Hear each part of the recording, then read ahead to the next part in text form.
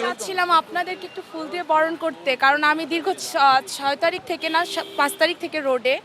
So আপনাদের দায়িত্বটা আমি 32 নম্বর থেকে পালন করছিলাম। সো আমার ইচ্ছা হলো যে আমি আপনাদের সবাইকে একটু ফুল দিয়ে বরণ করতে চাই। আমরা তো বাচ্চা, আমাদের বয়স অনেক ছোট, প্রবলেম ফেস করতে হয়েছে বলতে আমি কোনো কিছু বুঝাবো না। আমরা অনেক আনন্দ করেছি রোডে এসে, একটু বকা শুনেছি, মানুষ চলাচলে আমাদের উপর একটু বিরক্ত বোধ করেছেন, বা তাদেরকে আমরা গাড়ি দাঁড় করালে কাগজপত্র দেখতে চাইলে তারা আমাদের প্রতি একটু ক্ষোভ প্রকাশ করেছেন।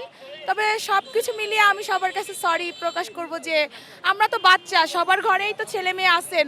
তবে পুলিশের দায়িত্বটা আমরা যে 4-5 দিন পালন করেছি, এটা অনেক বড় একটা দায়িত্ব ছিল আমাদের মাথার উপরে।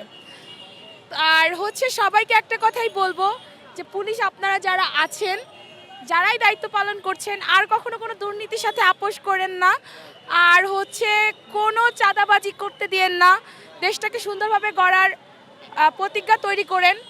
আর যারা ট্রাফিক সিগন্যাল মানতে চাচ্ছেন না, তাদেরকে সুন্দরভাবে শিখিয়ে দিবেন। আপনাদের সুন্দর ব্যবহারই তাদেরকে একটা সুন্দর সংস্কারের পথে নিয়ে আসবে।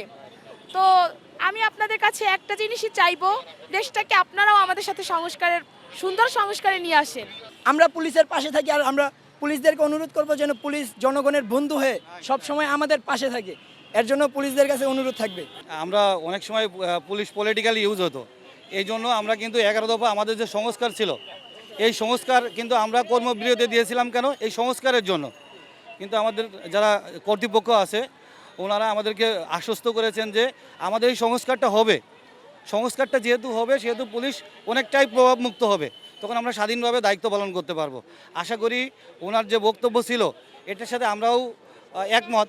আশা করি আরও বেটার সেবা দিতে পারবে পুলিশ, নতুন উদ্যমে শুরু করতে পারবে পুলিশ। চাঁদাবাজি হতো এটা বিষয় না, এটার সাথে শুধু পুলিশ জড়িত না, এটা আরও অন্যান্য দলীয় ফ্যাক্টরসগুলো ছিল, তারা পুলিশকে প্রভাবিত করতো। এখন যেহেতু তারা এই সিন্ডিকেটগুলো ভেঙে গেছে, আশা করছি পুলিশ স্বাধীন এবং সুস্থভাবে দায়িত্ব পালন করবে। এবং আমাদের যারা স্টুডেন্ট ভাইরা ছিল, বোনেরা ছিল, তারা অনেকের চোখ খুলে দিয়েছে, দিয়েছে। এই কারণেই আমাদের মনে হয় এই ধাক্কাটা সামলে সবাই, জনসাধারণ, পুলিশ, তারপরে সাংবাদিক, স্টুডেন্ট, সাধারণ মানুষ, এই মানুষগুলো এখন স্বচ্ছতার ভিত্তিতে ফিরে আসবে এবং নতুন একটা সুন্দর বাংলাদেশ গড়ে তুলবে, এটাই আমাদের প্রত্যাশা। এলো মুক্ত চিন্তার স্বাধীন দৈনিক খবরের কাগজ। এখন খবর হবে নিখাত, নির্ভীক, নিরপেক্ষ।